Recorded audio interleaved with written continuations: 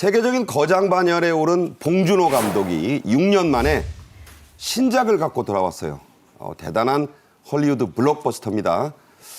그리고 오징어 게임 2가 오랜 1위 질주 끝에 넷플릭스 2위로 내려섰는데 우리나라를 배경으로 한 미국 드라마 미드가 1위로 올라섰습니다. 먼저 영상 보겠습니다. This is going to be a pretty extreme job. From now on, you need to get used to dying.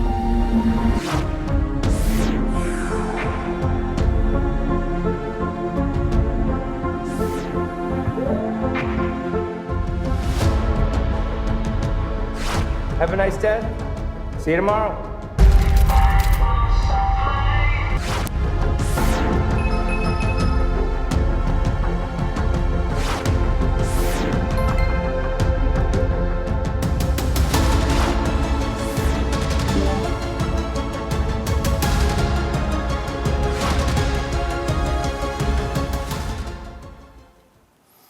네, 봉준호 감독의 블록버스터 미키 17, 영어로는 17 이렇게 불러야겠죠. 개봉 전부터 지금 큰 화제가 되고 있죠. 그렇습니다. 그동안 봉준호 감독 작품이 안 나와서 기다렸던 분들이 많을 것 같아요. 짧게 말씀드리면 인간 냄새가 많이 나는 SF 영화다 이런 평가를 받고 있습니다. 봉준호 감독의 2019년 이 아카데미상을 받은 죄송합니다. 그렇죠. 영화계의 노벨상이죠. 네. 기생충 이후에 6년 만에 복귀 소식입니다.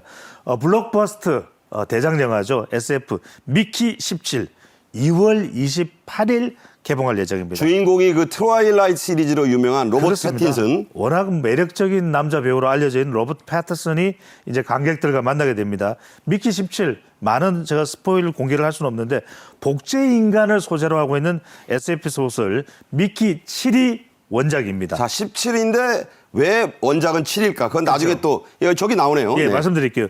원작에서는 미키 주인공입니다. 이 미키가 7번 죽지만 영화에서는 17번 죽습니다. 그러니까 원작 소설을 봉준호가 다시 전부 감독이 뜯어 고쳐서 자기 얘기를 또 만든 거예요. 그렇습니다. 그래서 대단하다는 것이고요.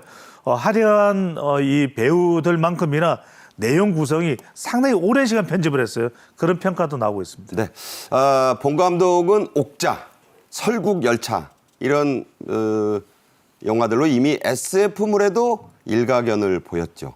자, 미키 17은 어떤 영화일지 예고편을 같이 보시겠습니다. This is going to be a pretty extreme job. From now on, you need to get used to dying. Oh, wow. Did you see that? This is your job.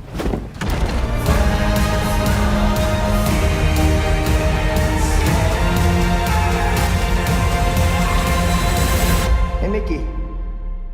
Have a nice day. See you tomorrow.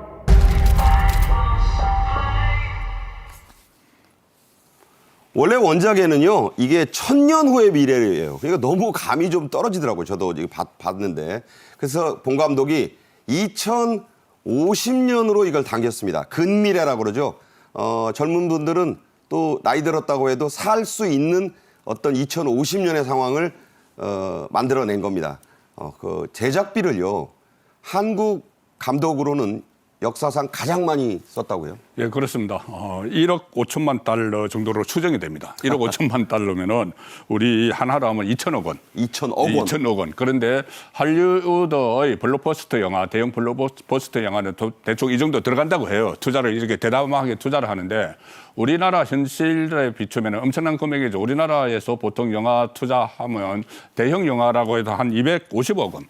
그 정도 해도 난리 나죠. 예, 엄청난 금액이죠. 대형이라도 250억 원 들어가니까 그거보다 한 10배 가까운 2천억 원을 투자를 했습니다. 그래서 한국인 감독이 그 연출한 영화 중에서는 가장 최대 규모의 투자가 이루어졌다. 그래서 이것이 앞으로 헐리우드에서도 이것이 우리나라 감독이 통할지 그 부분에 대해서 많은 관심이 집중이 되고 있는 상황이죠.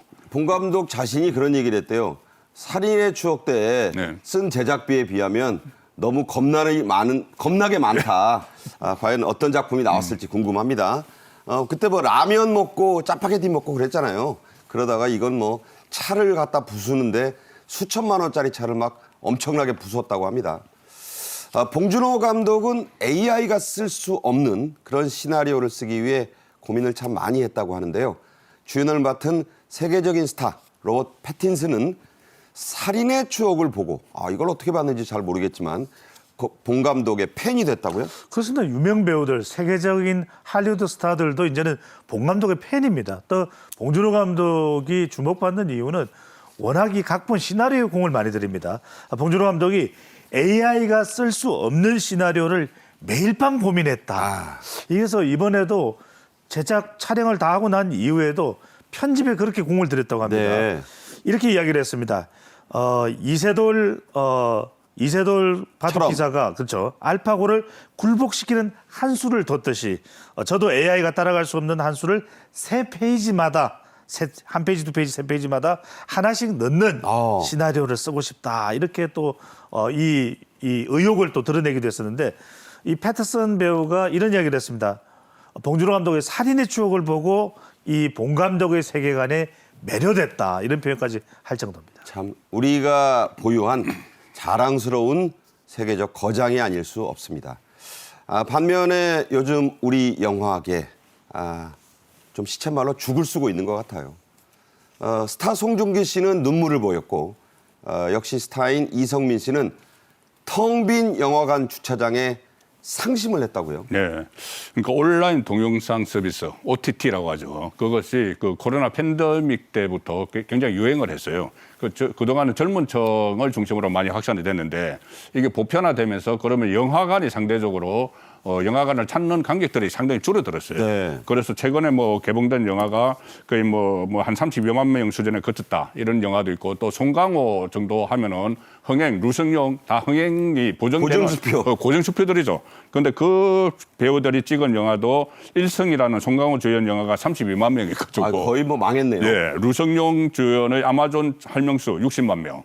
그리고 송중기 하면은 정말 보정수표인데 나오면 떴죠. 나오면 무조건 뜹니다. 근데 송중기 배우가 보고타 기회의 땅 이것조차도 지금 흥행에 밀려가지고 저도 그 송중기 씨가 최근에 각종 연예 프로에 많이 나와서 송중기 씨 정말 오랜만에 보는 걸 했는데 보니까는 영화 홍보하러 나왔더라고요. 네. 근데 그렇게 열심히 영화를 홍보를 했는데도 이게 흥행이 안 되니까 좀 눈물을 보이는 그런 상황까지 갔다는 이야기입니다. 그만큼 이제 영화에 대한 평가가 예리해졌고 그렇습니다. 스타가 나온다고 무조건 들어가는 건 아니다. 그렇습니다. 그리고 영화관에 가서 팝콘 먹으면서 이제 영화를 보던 그런 것들이 OTT가 대체를 해버리는 바람에 그 영화관에서 굉장히 어려워지는 거죠. 팝콘 먹도 보던 세대들이 OTT를 봐요. 저희 다 OTT를 보죠. 우리 저도 본부장님도 그러잖아요.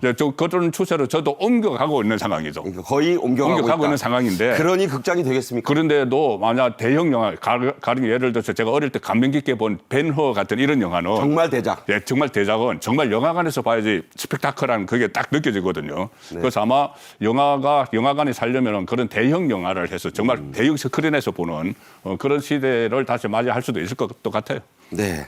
자, 이른바 극장 세대인 이 중장년층도 그래서 말씀하신 대로 요즘은 영화관보다 집에 편안히 앉아서 또 뭐 화장실 갈 때 멈췄다가 뭐 일하다가 멈추는 이런 OTT를 선호하죠? 그렇습니다. 이제는 영화 가는 것이 아니라 안방극장. 이게 너무 편하고 무엇이든지 이제 선택해서 볼 수가 있거든요. 방송통신위원회가 2024 방송매체 이용 행태 조사를 했는데 심지어는 50대도 OTT 이용률이 더 증가하는 결과로 나타난 겁니다. 그러니까 OTT에서 이전에 TV에서 봤던 모래시계, 내 이름은 김삼순 추억의 드라마네. 다시 볼 수 있습니다. 그러다 보니까 이제는 어떤 상황이 되냐면 영화관에 가지 않더라도 정말 내가 필요한 시간에 원하는 영화, 드라마를 다 볼 수 있다는 것이거든요. 그러다 보니까 이 개봉도 영화관에서 개봉하는 것이 아니라 아예 OTT에서 개봉하는 콘텐츠가 더 증가하고 있습니다. 네. 자, 오징어 게임 2를 밀어낸 미국 드라마가 나왔는데 이게 재밌어요. 우리나라 서울 곳곳이 배경인 하이틴 드라마라고요? 그렇습니다. 영화 제목은 XO 키티 시즌 2. 키티라는 소녀가 어머니가 한국 사람이에요. 혼혈이네요. 네, 설정이 이제 어머니가 한국 사람이고 한국에서 그 고등학교를 다니면서 일어난 여러 가지 일화들을 담은 영화인데 이것이 오징어 게임 2를 제치고 어쨌든 오징어 게임 2는 우리나라 제작사지만은 한국을 배경으로 하는 영화가 그것을 대체를 한 것이죠. 네. 대체를 하면은 저런 영화가 지금 계속 그 1위를 차지를 하고 이게 흥행이 되면은 한국 관광에 대해서 많은 효과가 있을 것 같아요. 그러니까 한국을 가보고 찾는. 싶다. 그렇죠. 한국을 대상으로 한국을 배경으로 해서 영화를 계속 찍으니까 그리고 또 한국의 고등학교에 다니면서 하는 거니까 한국 문화도 다 그 어떤 홍보가 되는 것이거든요. 그래서 저런 영화가 등장을 한 것은 참 반가운 일이죠. 네. 자, 엑소키티 2. 저도 못 봤습니다. 어떤 드라마인지 잠깐 보시죠. When I came to KISS, I'd never felt more like an outsider. Luckily, there's nothing like a friendly face from home. What? What? Oh my god. You want to dance? Wow.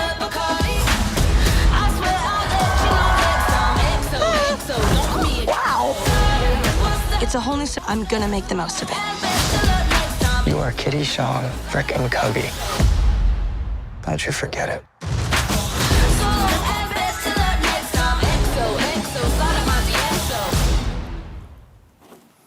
보시면 알지만 대부분이 여러분이 많이 보신 데서 찍었어요.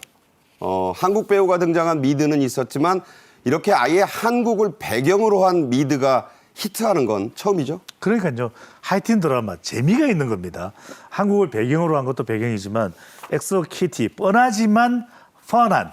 그러니까 내용은 다 예상 가능한데 재미가 있는 겁니다. 알고 먹는 맛이 무섭다잖아요. 그렇죠. 네. 그래서 흥행을 또 올리고 있는 것인데 동대문 디자인 플라자 또 명동 남산 등 서울 명소가 이렇게 상당히 또 눈길을 끌고 있습니다. 그러니까 여러분들 모르는 사이에 저 배우들이 한국 와서 찍고 있었던 거예요. 그러니까요. 네. 근데 또 우리 이 한국의 서울의 또 명소들이 상당히 외국인들도 관심을 가질 수밖에 없는 그런 또 핫플레이스가 되는 것이고요. 한미 혼혈인 주인공 키티 또 연기가 상당히 또 매력적입니다. 그러다 보니까 심지어는 내용 중에 고조선 후삼국을 공부하는 내용까지도 나올 정도입니다.